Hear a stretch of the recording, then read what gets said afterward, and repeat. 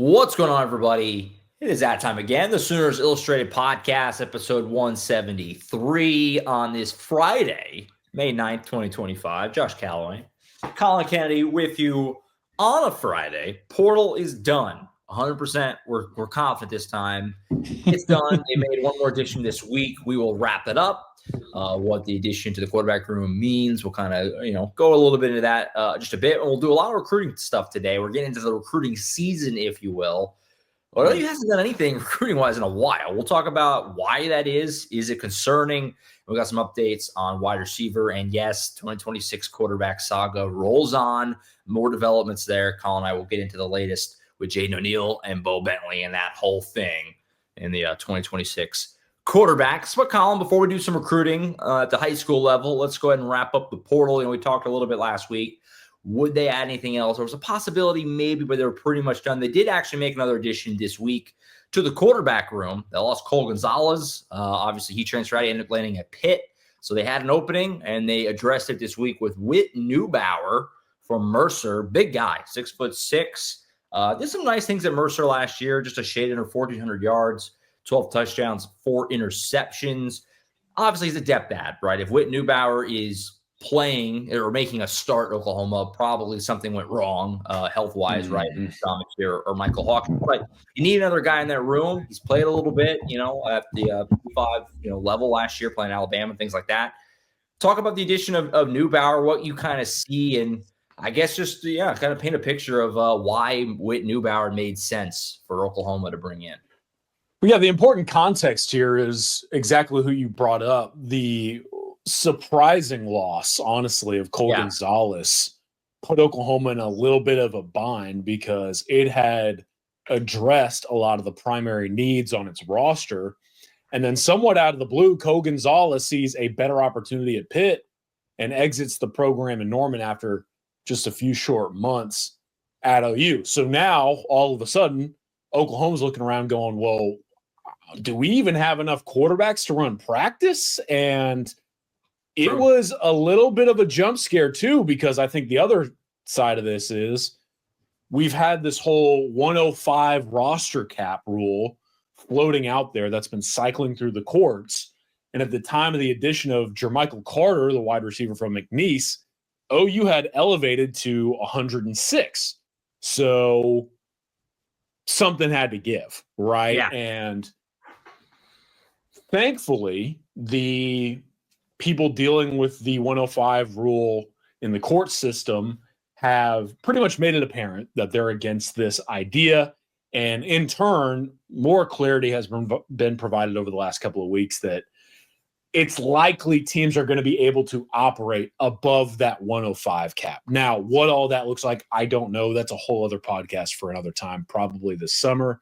But that then allowed Oklahoma to go out and address a relatively new need in the form of third-string quarterback. Now, way easier said than done, right? Because very few quarterbacks, given the individual nature of that position, are going to sign on not just to be a backup, but to be the clear third string. Because I talked about this in a couple of radio hits that I did in the OKC Metro and whatever else. Like, think about being a quarterback in the portal and the picture being given is, hey, obviously it's not ideal that you would come here and be a backup, but we want to develop you as our third string guy because I would argue almost more than any other quarterback room in the country, Oklahoma's quarterback roles on that depth chart are pretty clear-cut, about as clear-cut as anybody else's. John Mateer is a starter, and Michael Hawkins is the number 2. And that's that. Like, there's no debating the situation. Whereas in other places, if you're signing on to be a backup, maybe you can compete for the QB2 role or beyond. That's not the case in Norman. That complicated things for Oklahoma whenever someone like Cole Gonzalez left to potentially go earn playing time at Pitt. But they find Whitt Newbauer, who I think is a little bit of an intriguing player. So this guy, as a true freshman last year, again, he is someone as a first-year guy trying to transition into the collegiate level. And I also want to mention, apparently he turned down a quote-unquote better opportunity out of high school to go to Central Michigan to play at the FCS level with Mercer. He thought that was a better situation for him, which I think kind of speaks to maybe his mindset. Yeah. And all of a sudden, because of that decision, a few games into the season, Josh, this guy is called upon as a freshman because of some injury adversity at the signal caller spot for Mercer. They had some shuffling go about, and Whitt Newbauer ended up being thrown into a game and then played overall about 9 contests for Mercer and played pretty well. He gets them into the playoffs at the FCS level. I think that fans will look at the stats that I put in our story whenever he popped and maybe not be thrilled with those numbers. But I think one of my primary takeaways in diving into Newbauer as a player, when you adjust to some of the things that he was dealing with at Mercer, this is someone who elevates from like a 53% completion percentage up to 67 plus when you adjust the completion percentage to drops and things of that nature. So he was impacted by maybe some mishaps on the outside. This is a guy that was sacked, I want to say 19 times.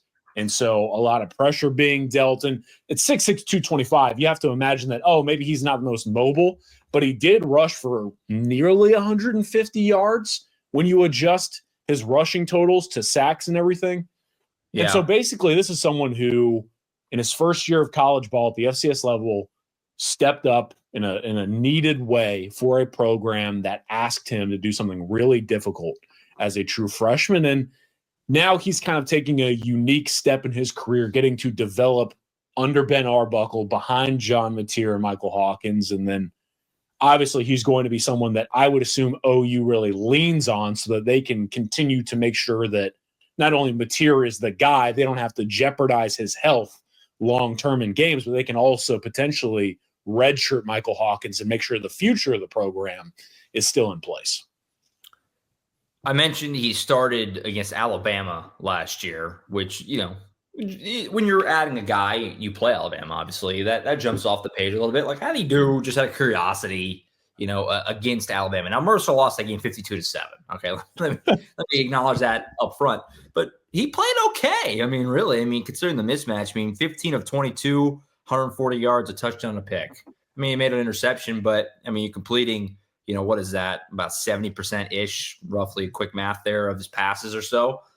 Jackson Arnold threw for 68 yards against Alabama last year. Now, obviously, that's removing all context, the fact they ran the ball at will and they won the game. But, he played okay, right? I mean, all things considered, this is a guy that you needed someone. I mean, like Collin said, you lost Cole Gonzalez, who I actually thought looked pretty good in the little bit I saw of him. Now, again, was Cole ever going to play at OU? Probably not, unless things went crazy this season. Right. But, in camp and then at the Crimson Combine, I actually left the stadium that day kind of feeling like, Cole Gonzalez had a couple of nice balls.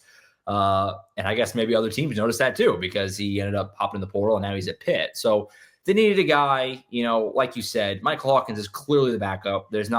I don't expect this to be some sort of competition there. Hawkins is the backup in my mind.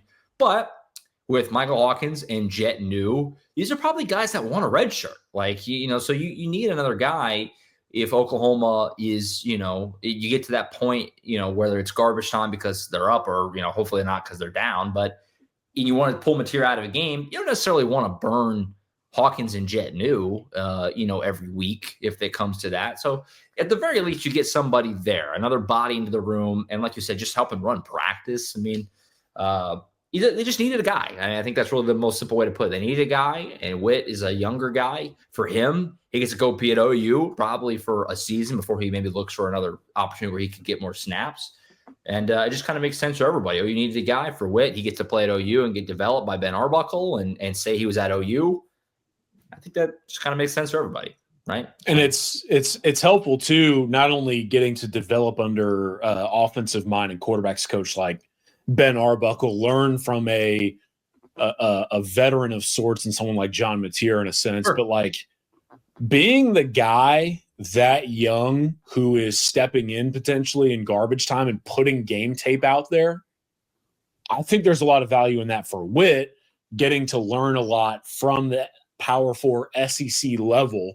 and then getting to showcase that and basically adding that to his resume in a sense, right? And like you mentioned, I would assume that Whitt isn't in Norman much longer than a year, you would think, if he is going to strike out after this and find maybe an opportunity to start.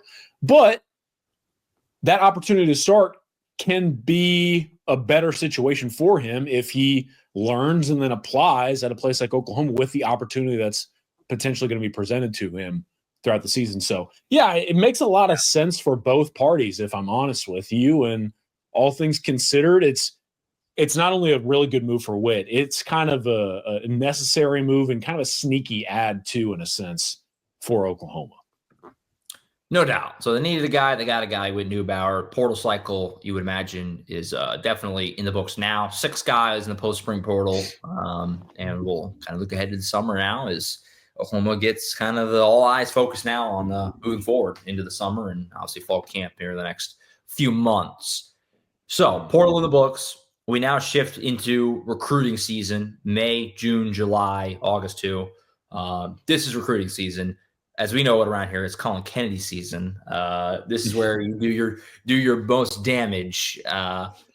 Before we get into some specific updates, though, I know you wanted to bring it up, and it's certainly worth talking about. You blew my mind yesterday. We were talking on the phone, kind of planning out the show, and you noted that it has been over 100 days, 3.5 months rough-ish, since you got to commit.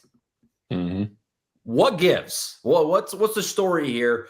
I mean, first off, you're a perfect person to ask because A, you just know what you're talking about and you're on top of recruiting as much as anyone. But then B, also you're a level-headed guy. You don't overreact to things. For an OU fan who's probably wondering why is recruiting just dead silent right now? Now there's been portal and stuff, so it hasn't necessarily felt like it. Like they've been adding players, but they've been portal guys. Not having a commit since January. We're sitting here in the second week of May. That is startling. For you, is this a cause for concern? Why? Just kind of paint the picture. I mean, why is this the situation that Oklahoma is in, and that the recruiting class in 2026 is just ice cold, at least at the moment? And is that going to change in the near future? Yeah, it's funny. Not only has it been 100+ days, and I get asked about it, but I really think that it's kind of telling that the last 2026 recruit to commit to Oklahoma was Daniel Odom on January 28th. And there is an argument to make that he is the least committed of the committed bunch in the class. And so OU fans are freaking out, and I get it. But there is a lot that goes into this. I'm going to try my best to encapsulate all of my thoughts into something relatively sensible, but here we go. So I think that what this really boils down to is a logistical, not nightmare, but several logistical hurdles that have presented themselves that are relatively out of control for Oklahoma. And when you think about it, it actually, I think, should provide a little bit of ease of mind for Oklahoma fans, because anyone in a similar situation would be probably dealing with similar issues, quote unquote. And so here's what I mean by that. I think you rewind to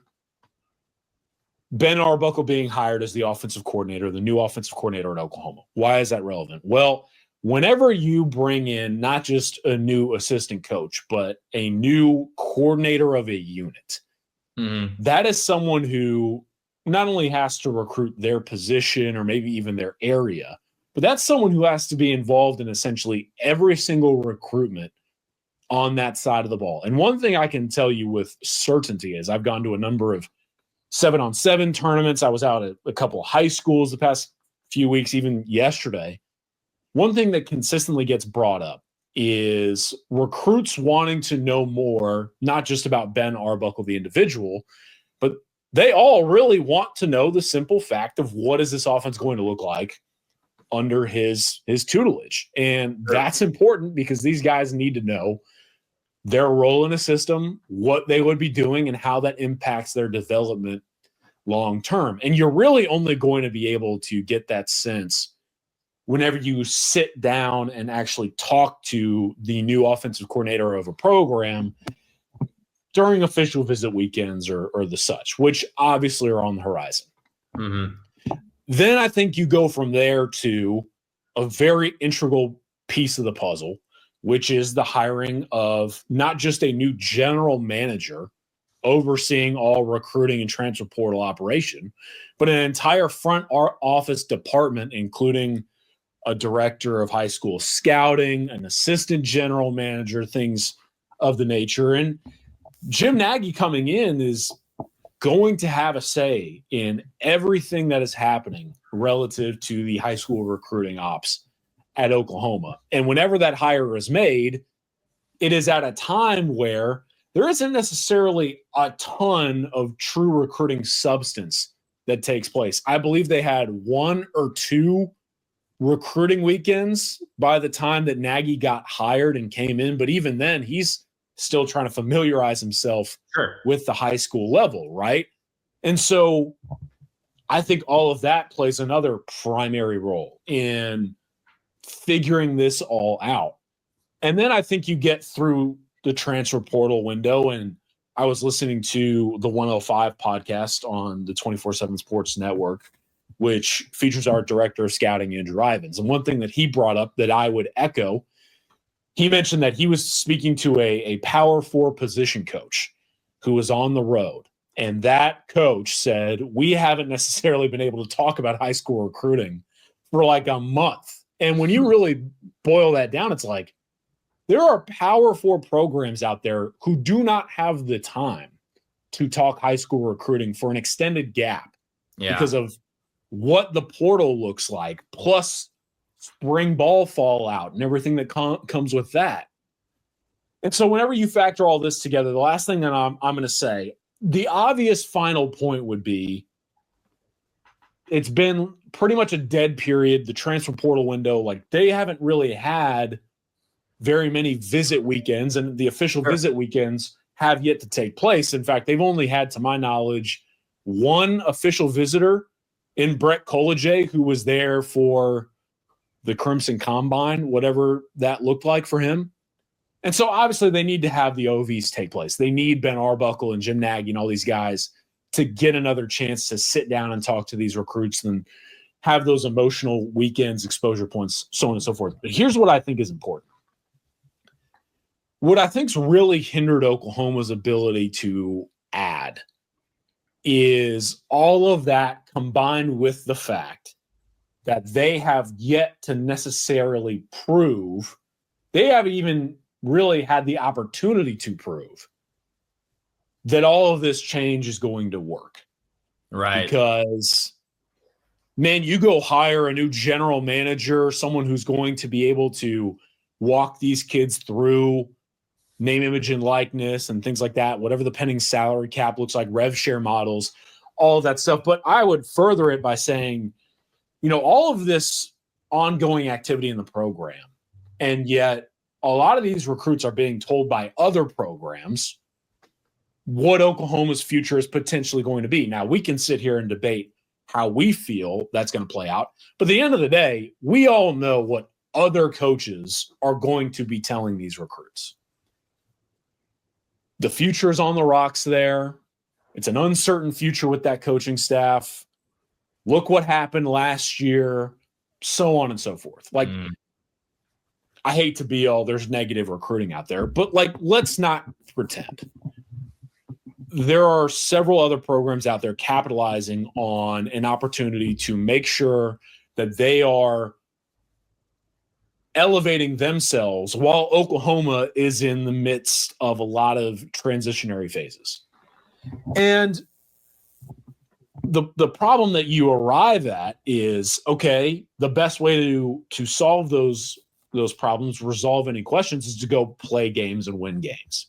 Well, a lot of these decisions are made before the season arrives. So Oklahoma is going to essentially have to rely on the pitch rather than the actual play out.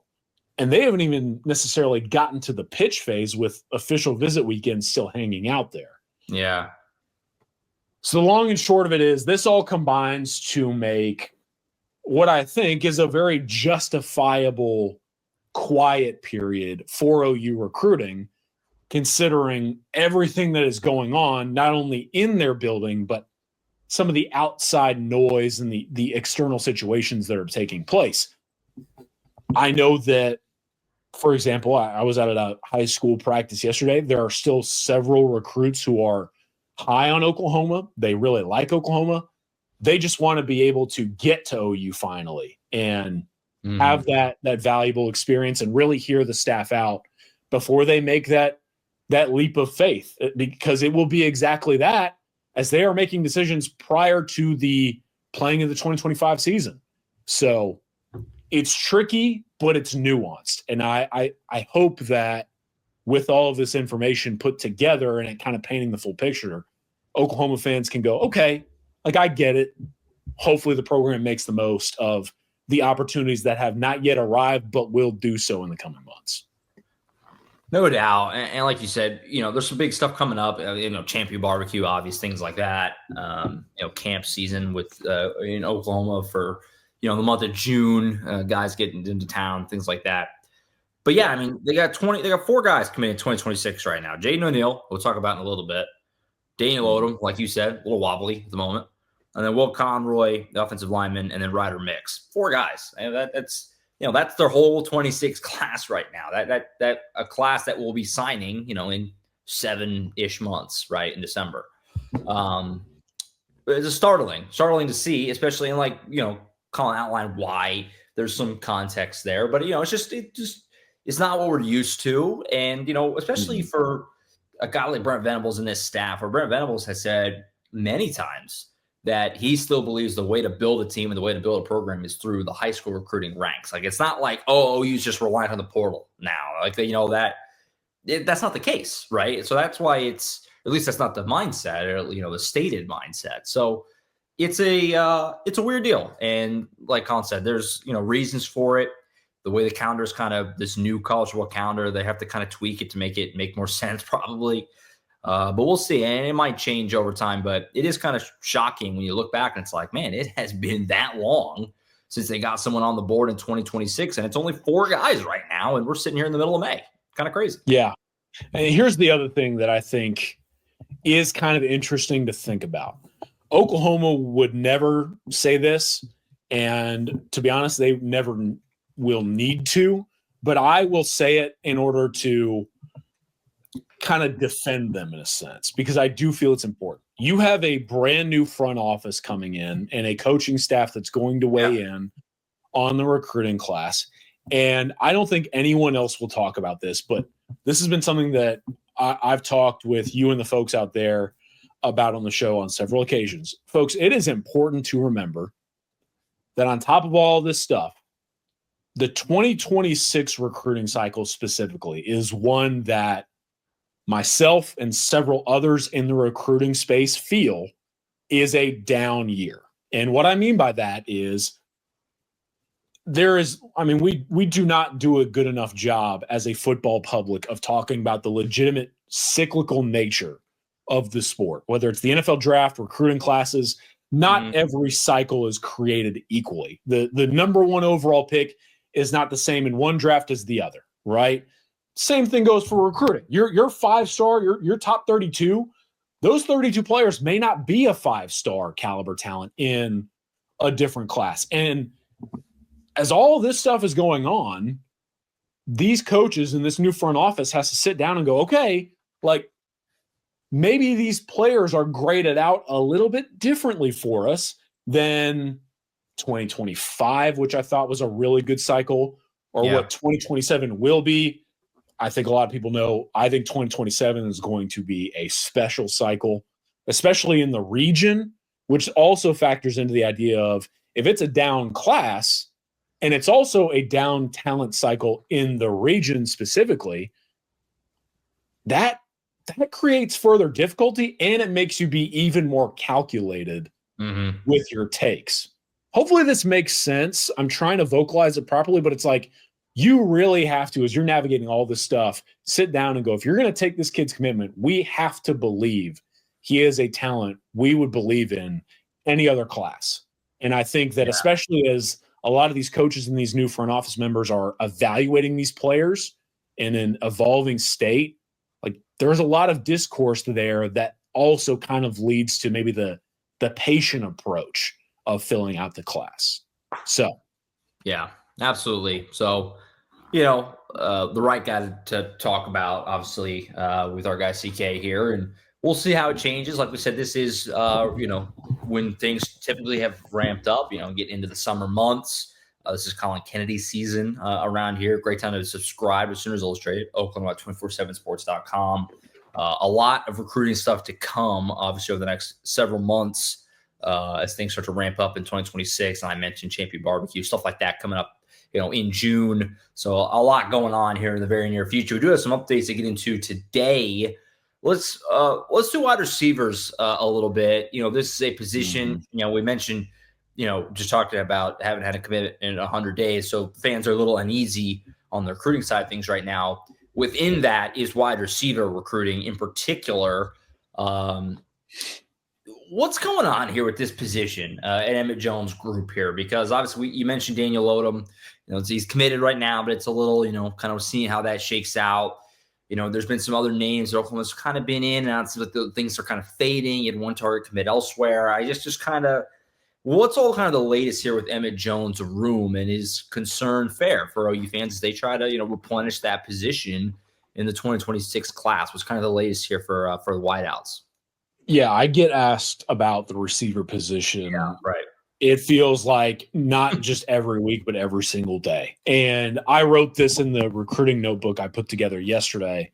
It feels like the Sooners receiver position has seen some of the most shifting, both on and off the field, out of every group, in that program. And everyone wants to know, because of that, what is next at wide receiver, both in-house and externally. And so there's a lot to unpack here. And I know I'm like diving into a ton of different stuff, and it's a lot to talk about, but it's a lot of stuff to address. And so with the receiver position specifically, fans are curious, why take two last year? Why take a bunch of FCS guys? Why is Daniel Odom on the fritz? Why is no one else coming in? Why are they changing approaches with several targets? And obviously a lot of that has to do with what I just talked about. But going beyond that, let's start with Daniel Odom. So obviously Jaden O'Neal, who we're getting ready to talk about, that whole situation is playing out. And it directly impacts Daniel Odom, who is also being courted by a number of other suitors, including Florida State. Florida State, who is going after both Daniel Odom and Jaden O'Neal. Those two are childhood friends. As O'Neal's uncertainty with Oklahoma plays out, that's going to add to someone like Daniel Odom. And I think that like this kind of is playing out to where Florida State is essentially just waiting to capitalize on the opportunity. And so things can change, certainly. But then that really kind of tells you that this is an open board at receiver. And where I think this discourse really started to come up among the fan base, everyone started asking, is Aljur Miles. Aljur Miles, the wide receiver out of Kaufman, Texas. Yeah. He was taking a number of official visits, but he had long been seen as someone that was going to go to Oklahoma. OU felt like the leader, and understandably so. This is a player who Oklahoma was the first to offer. And as we saw in the instance of like an Emmanuel Choice last year, if OU is the first to offer a wide receiver, they're going to go try to get him. And they probably would. So that was the case with Aljur Miles until it wasn't. He goes on an official visit to SMU, commits out of the blue, and says my recruitment is shut down. Don't need to go much further than that on that side, but everyone naturally goes, well, what is going on here with Oklahoma? Now, I put this in the notebook yesterday. Do I think that Aljur Miles is saying everything right now to indicate that he will not entertain any other schools? Yes. Do I think that a number of programs inevitably will try to call his bluff? Absolutely, because he's too talented to just let sit there. And so whether it's Texas or Oklahoma, especially OU, in my opinion, being the first to offer, if you trust in that eval, you really believe in that player, you do not stand idly by as someone, yes, that player's committed, but not only would he potentially pick up the phone, if you see maybe a program like Texas hovering around here into the summer, which I'm led to believe that the Longhorns will, there's probably even further motivation for OU to try and circle back on Al Miles. So again, I think a lot of the conversation around Al will be, oh, he's not going to entertain. All I'm going to say is we'll see. Let's wait and find out. And then the other guy that had long been assumed as someone who would inevitably land at Oklahoma with Al Miles is Mason James. Yeah. I am a huge fan of Mason. I think he is a good football player. I think he's an outstanding individual. And I will also tell you that everyone that reaches out to me about Mason James asking, hey, what do I need to know about this wide receiver from Oklahoma? I just tell them, go talk to him. And I have gotten countless responses back out of the blue being like, I am a Mason James fan. Why I bring that up is that it is now suddenly a very tricky situation when several who have kind of like fallen in love with this guy find out that maybe Mason James Oklahoma isn't going to be the case. There's a lot to unpack there. There is a lot of layers to the situation that could make me look or seem like I have an opinion on this. I don't want to go on a whole big rant, but basically the news to report is that Mason James and Oklahoma could very much end up going separate ways. And I wouldn't be surprised if that's the case as the summer plays out. Now, do I feel like this could be a fluid situation? Maybe. There would be a lot that would have to go into that for sure. But Mason James is highly coveted. He is hearing from the likes of Texas, Arizona State, Washington, so on and so forth. And Oklahoma is obviously sorting through its board with the combination of this coaching staff and front office. So, and if you want more on the situation, if you're curious exactly what I'm talking about, I would just hop on the VIP board. You can join us for $1 if you haven't already, literally $1. But again, the news report is on top of everything else I've just mentioned to this point. Mason James, Oklahoma, now suddenly potentially veering off in separate directions. So that's going to create a lot. There are names to know. I'll hand up, apologize to the board because I was rushing to get out the door and get to a high school practice. I forgot to include this name, but I want to lead off with this individual, Davian Gross from Frisco Lone Star. Mm-hmm. Davian Gross has a number of family members still in the state of Oklahoma. All of that side of his family on his mother's side, they're all OU fans. OU is a primary contender in his recruitment. Bigger body, not like huge, but 6'1", versatile player who can play receiver, running back, things of the nature. It's long been Oklahoma, Texas A&M, and then maybe like a Penn State hovering around there from time to time. But basically, I think Oklahoma and A&M have long been the two linked to him. I would expect Oklahoma to continue to prioritize that player. And then you go from there. OU has made it clear that a new offer at the position in Dallas Dickerson out of the state of Georgia, and we've mentioned it here, Georgia has kind of suddenly become a priority recruiting hotbed for Oklahoma as it transitions into the SEC. Dallas Dickerson has a pretty ridiculous sprinter profile. He's 6'1", so the frame, skill set, all that stuff, the athletic traits, they're certainly there. Previously, it was Wisconsin, Kansas State, Kentucky, Indiana, and a few others involved with him. Now it's like Oklahoma, Florida, Georgia Tech. And I know that Oklahoma stopped by to see Dallas Dickerson the other day. I think that Oklahoma once stepped back from the likes of 4-star wide receiver Jaden Warren, another guy who I have kind of a personal affinity for as a player. I think they're now potentially going to get back in because Jaden Warren he's a well-filled out frame, and also he just kind of put on a show with Iowa Colony at the Texas State track meet. Runs fast, looks big. That'll check, right? And there's several other names. Craig Dandridge, Oklahoma's still around. Craig Dandridge, who we've talked about in the past, from Georgia as well. I went out to go see him at the Under Armour Combine in Atlanta. OU has always been high on him, but it sounds like the Sooners are kind of having to work into the official visit schedule. And then the last name I want to mention here is Jordan Clay. Jordan Clay we've talked about a lot from San Antonio. Oklahoma is probably in the top 2 going into the summer. Baylor has long been considered number 1. Colorado maybe behind them. And then there are a number of others hovering around, like a Nebraska, maybe a Texas A&M, things of the sort. So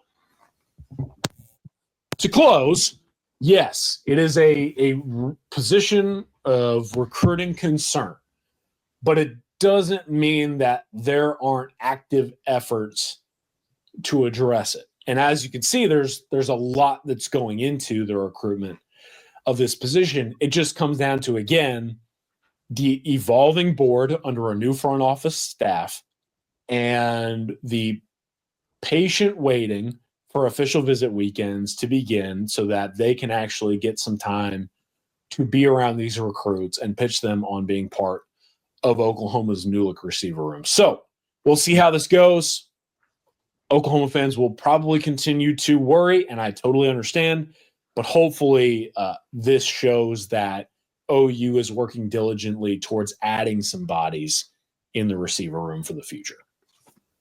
No, it's all really interesting, because it wasn't that long ago that we were talking about, Emmett Jones and what he was doing on the recruiting side of things as just kind of like marveling at it. That group he put together, obviously 2 cycles ago in 24, and then the cycle last year, which ended up getting trimmed down, right, to Manny Choice and Elijah Thomas, but there was multiple other names that were in the boat at one time.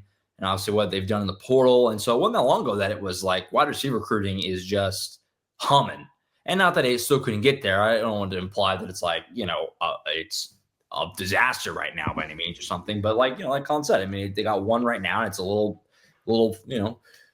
shaky. And, Mason James is one that, for me, from a semi-outsider perspective on the recruitment side, it just felt like this is going to happen, right? Like this is an obvious OU take for both groups here, beyond the fact that he's in Norman, at Norman North. But he's just good. He's a really good player.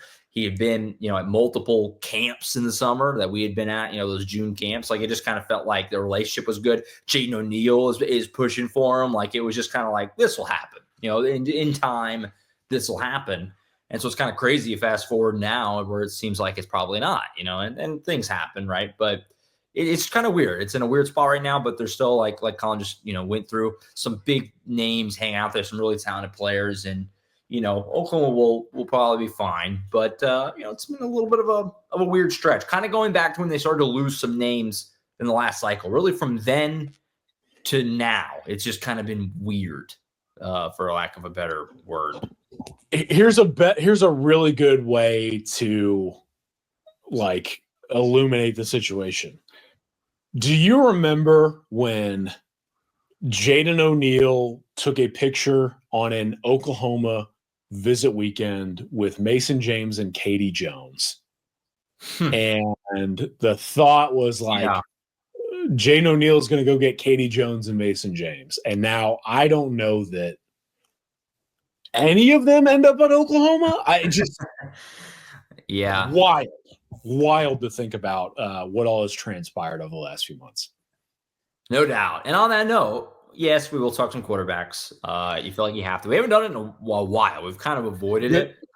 To be fair to, again, like we talk all the recruiting weirdness, the transfer portal has allowed us to stray away from this topic. So shout out the spring window.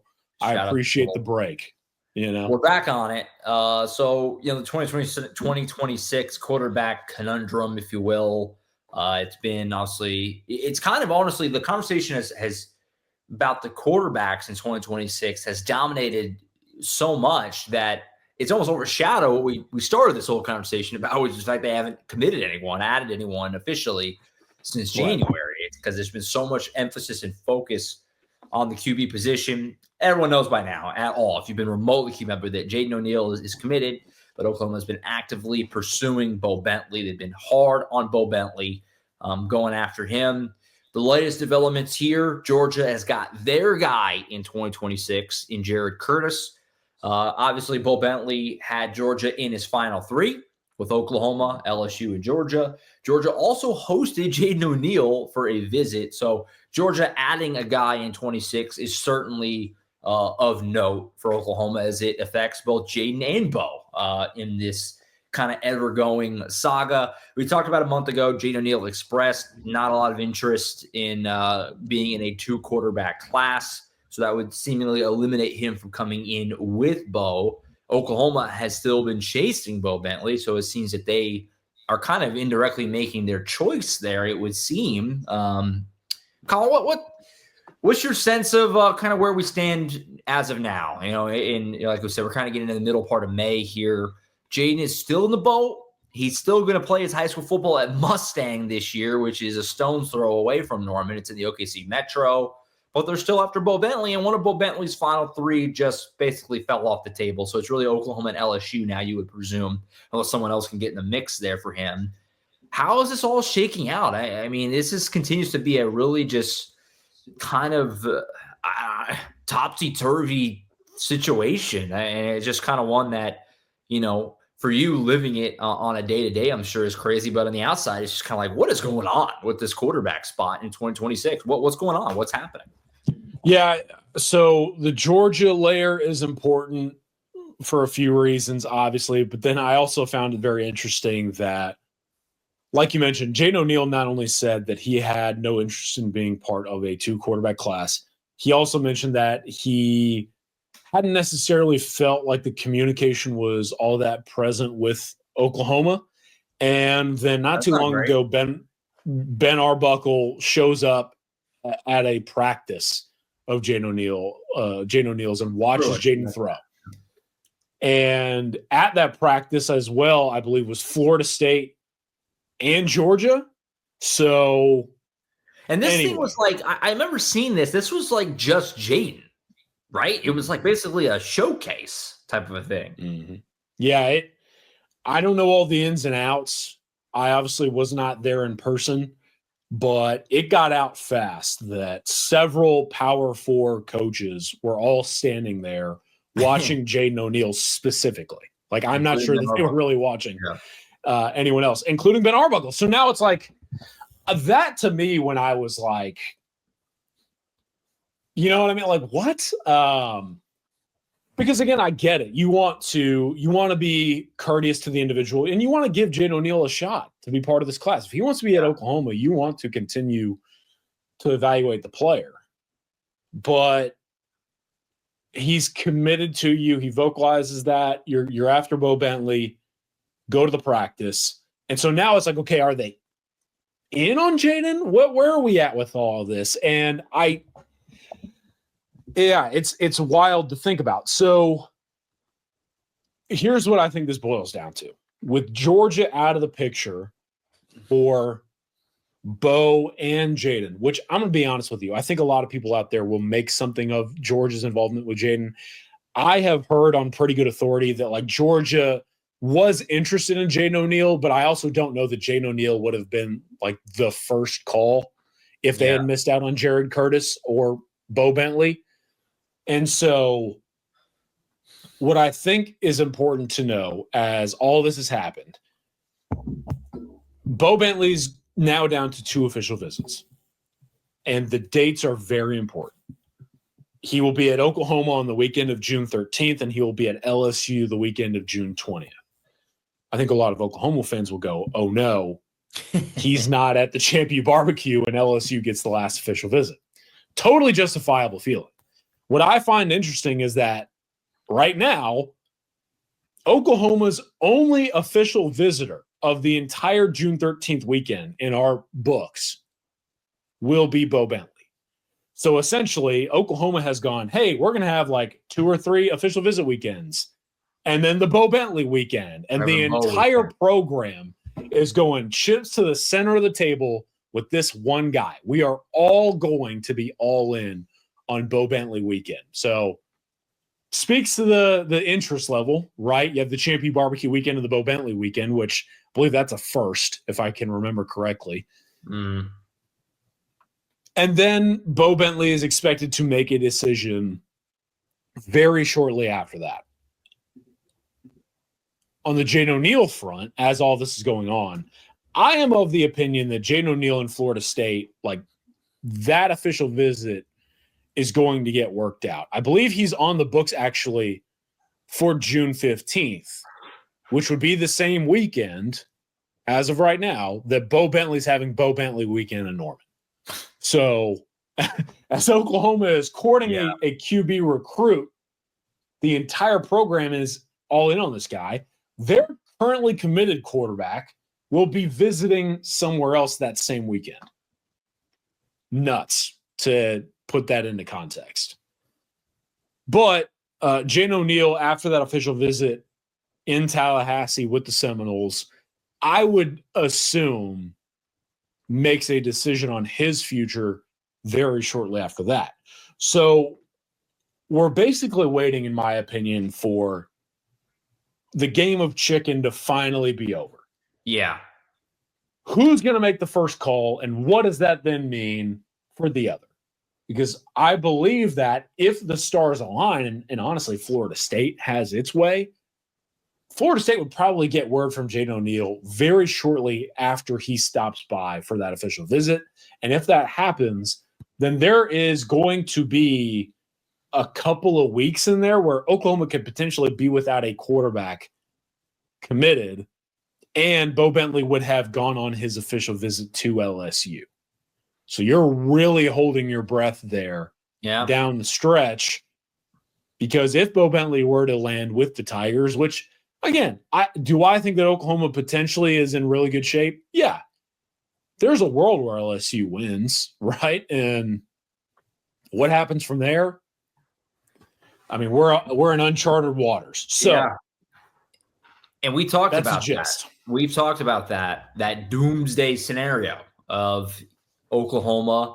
They've cooled off on Jaden O'Neal and they lose him, and then you don't get Bo Bentley. We kind of broached that a little bit, a couple months ago or whatever, and what kind of a mess that would be. And I'm not going to say that it's close to happening or something, that'd be overstated, but you can kind of see the path to it, right? Because you kind of made your decision on Jaden, it feels like. Now, Ben Arbuckle was out at that showcase practice thing, which maybe that's kind of helping mend the fences a little.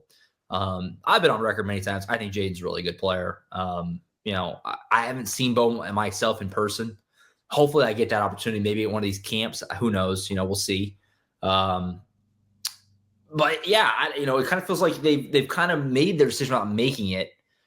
And that they're kind of in the fact that they are so all in on Bo Bentley. Like you mentioned, he has his own visit weekend. And Jaden kind of sees that and he's exploring other things. So if Jaden ends up going somewhere else and maybe Florida State or whatever, and then you don't get Bo Bentley, now what? And that's the scary scenario that I think OU fans are worried about, which is fair. And so we'll see how it shakes out. If you lose Jaden and get Bo, it's fine. But if you don't, then you kind of just overplayed your hand a little bit. So we'll see how it shakes out. But it's a delicate situation. And like you said, this game of chicken, if nobody's actually having to make a decision, that's going to have to change soon. And it will, it sounds like, in due time. Yeah. I think that when you talk to a lot of people in the recruiting sphere, and if a fan were to ask me my thoughts on it, in theory, I would include myself in this. A lot of people behind the scenes believe that as of right now, it feels likely that Oklahoma figures it out with Bo Bentley and finds a way to get that guy into the program, because that's Ben Arbuckle's guy. I'll say it seems like him and Ben Arbuckle are a great combo, and there's a good rapport there. And as a friendly reminder, like, Bo Bentley grew up an Oklahoma fan. This is the program he envisioned himself playing for in college. And John Mateer has been part of the recruiting process for Bo Bentley, who we at 24/7 Sports have literally compared the two. Like the player comparison. He is baby Mateer. Yeah, he is. Yes. So like the stars align. But the relationship at LSU with Joe Sloan is very real for Bo Bentley. And honestly, the thing that kind of not bums me out, but sometimes I really want to go down all these rabbit holes of what's going on in the national landscape and why OU fans should feel it's important. Here's something that I've wanted to talk about for a long time. LSU is killing it right now in the offseason. They are murdering the offseason. They are. Number one portal class, doing well in recruiting. Suddenly that game at the end of the year in Norman looks maybe a lot different, depending on your original interpretation of that matchup. But like LSU has shown kind of a hell-bent motive on getting its talent acquisition right. And with the relation, I've heard that Bo really, really likes Joe Sloan, and I've heard great things about Joe Sloan at LSU. I've never met him personally, but everyone I talk to who has met him raves about the guy. I don't know, man. Like it really kind of feels like one of those things where we can sit here and talk about Oklahoma's going to get this figured out. There's no way that Oklahoma misses on a quarterback in 2026 because they can't afford to. Yeah. But will we ever really know what's going on right now until he takes that official visit at LSU? I don't think that we do. I think all of this is conjecture until he finally arrives in Baton Rouge and takes that visit and has that clarity provided. And that's what makes you hold your breath, right? That's what makes you hold your breath. And I know that should things sort out the wrong way for Oklahoma, I know that there are some quarterbacks out there that I personally think that OU could pivot to and be fine, but everything about Bo Bentley makes him make sense for Oklahoma. It's just if he ends up feeling in his heart, OU doesn't make sense for him. And the other part of this too, folks, Bo Bentley did not forget how long it took Oklahoma to offer him. That's something that he talked with me about at the Navy All-American Bowl. That's in his mind. I don't know, man. I could keep going on all of this, but as we get back into this whole dynamic, crazy to think about everything that's going on with this recruiting dynamic. No doubt. And we'll see how it all shakes out, over the next, couple of months or so as Bo Bentley weekend takes place and Jaden maybe gets out to Tallahassee. How, it'd be, I don't know the right word, kind of funny or the way things work out if Jaden were to end up at Florida State and he'd be sharing the quarterback room with Kevin Sperry, that was always the plan, or one time it was, but not in Tallahassee. It's supposed to be in Norman, but kind of funny how that would work out if that's the way it would go. But we'll see, and it's certainly going to be something we'll talk about more. It's dominating the conversation right now, and it will continue to do so as we'll monitor it over the next few weeks. And like I said, into Bo Bentley weekend in June, and we'll see how this all shakes out. But it continues to be a little bit of a conundrum there in that 2026 quarterback chase for Oklahoma. I think that's it. Be back next week with James and Tom on Monday. Recap the weekends for the Diamond Sports. Anything else on the football and basketball side we'll get into as well. Softball selection show is on Sunday, so we'll have the bracket and all that stuff. We can get into that a little bit on Monday. Collin back with me next week, late part of the week. Probably Thursday. I had to move around for some high school baseball stuff yesterday, so appreciate Collin bearing with me, moving over a day. And we'll hit the latest on the recruiting side. Anything else to get into as per usual here on the show. Be sure to subscribe, Oklahoma247sports.com. Like Collin said, you can get in for $1 right now. It's a great time of year going into the summer and be on board before the start of fall camp and the season, which, like I said, it'll be before you know it. I kind of was doing some math the other day. I think the 100 days until the season, that OU football tweet, which they'll inevitably put out, is only another week or so. It's pretty close. We're kind of, it's sneaky sooner than it seems. So now's the time. Subscribe. Sooners Illustrated, Oklahoma.247sports.com. Come be a part of the family and hang out with us throughout the summer and going into next season. That's it for now. For Collin Kennedy, I'm Josh Callaway. We'll see you next time right back here, as always, on the Sooners Illustrated podcast.